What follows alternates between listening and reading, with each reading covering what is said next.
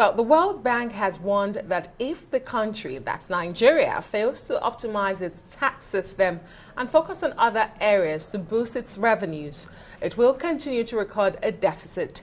It noted that despite the rise in the price of oil in the international market, Nigeria had not reaped the benefits owing to the huge amount spent on fuel subsidy.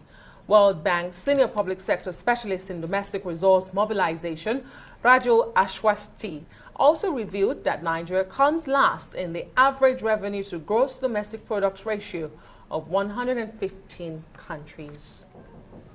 Well, to discuss this further and a possible way out, yes, that's the most important point tonight to be made. Tilewa Adebajo, CEO of the CFG Advisory, joins us now. Thank you so much for joining us. Thank you, Mr. Tilewa. Let me ask you what you make of this report. Some would say, not surprising. We've seen dwindling revenues, oil production not meeting quota and production levels. But what do you make of this report from the World Bank? Are you surprised? Well, first of all, it's not a report. There was a virtual conference that the gentleman that you're talking about gave his opinions.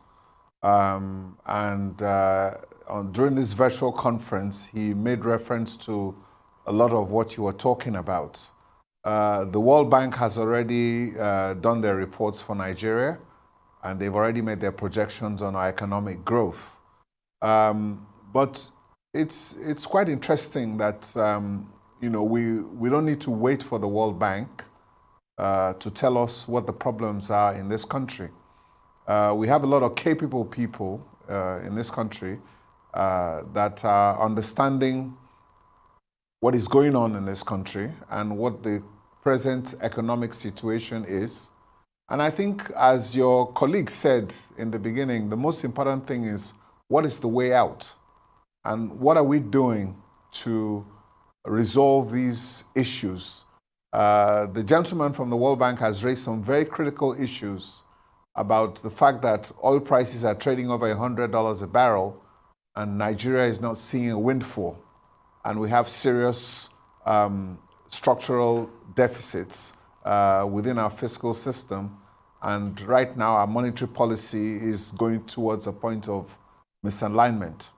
So I think the question really is, what is the way out? And I think I agree with your colleague and your co-presenter, that what are we doing about it and who are the people responsible? We shouldn't really be waiting for World Bank pronouncements before we react.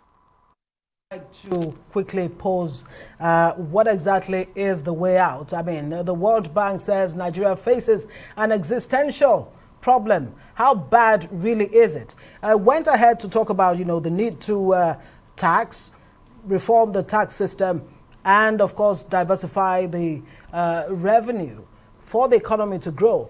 But exactly how do we go about this? Well, to go about that is not very difficult, but maybe you should also invite the finance minister, the central bank governor, and the presidential economic team to be able to explain what they intend to do about it. What we can prefer are solutions that we see. What exactly is the problem? The problem is the fact that the Nigerian government is technically insolvent. And if the Nigerian government is technically insolvent, that means that we're in a situation whereby our debt service has exceeded our revenues by close to 25%. So that means that you have to borrow to pay your debts. And when you reach a state of insolvency, then you need to go through some structural reforms. And when we talk about structural reforms, what do we mean by that? So first of all, we need to regularize. We have about our debt now is at about $100 billion. $60 billion is domestic debt. $40 billion is foreign debt. On top of that, we have about 20 trillion in ways and means financing within the Central Bank of Nigeria. So that is an unsustainable debt burden. So it's important that we need to restructure this debt and put us on a path of sustainability. So how do we do that? First of all, there are two laws that have been broken in this country now with the situation we're in. The Fiscal Responsibility Act has been violated in the fact that it says that our deficit should not exceed more than 3% of our GDP. We've done that. Ways and means financing is financing that should be paid back at the end of the year, but that has not been done on a sustainable basis.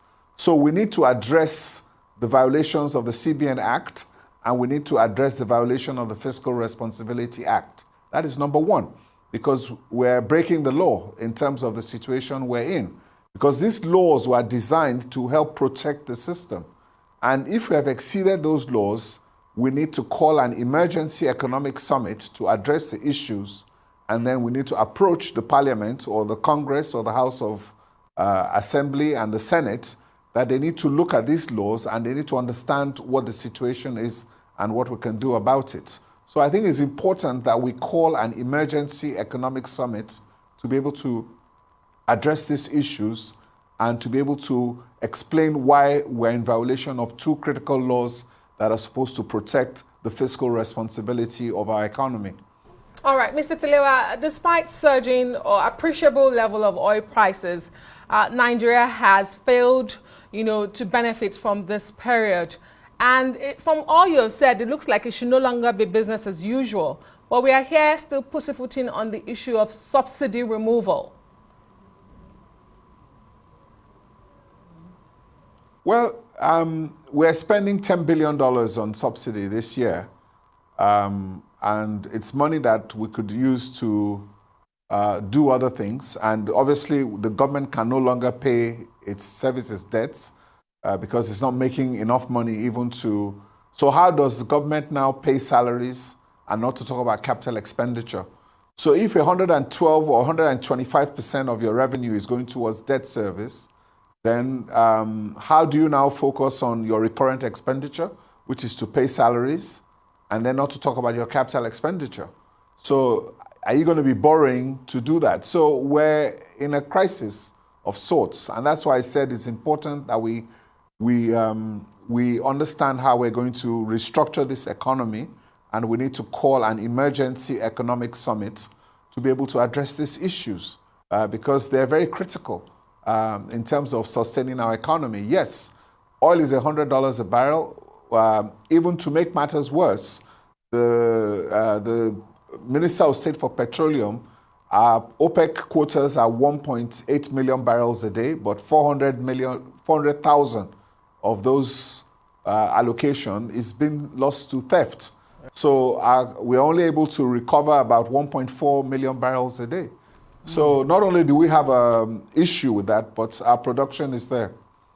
Right, Tilewa Adebajo, thank you so much for joining us. Well, the IMF, World Bank, they're saying Nigeria has to do away with subsidy payment. That's the bottom line as far as they're concerned. Thanks for joining us, Tilewa.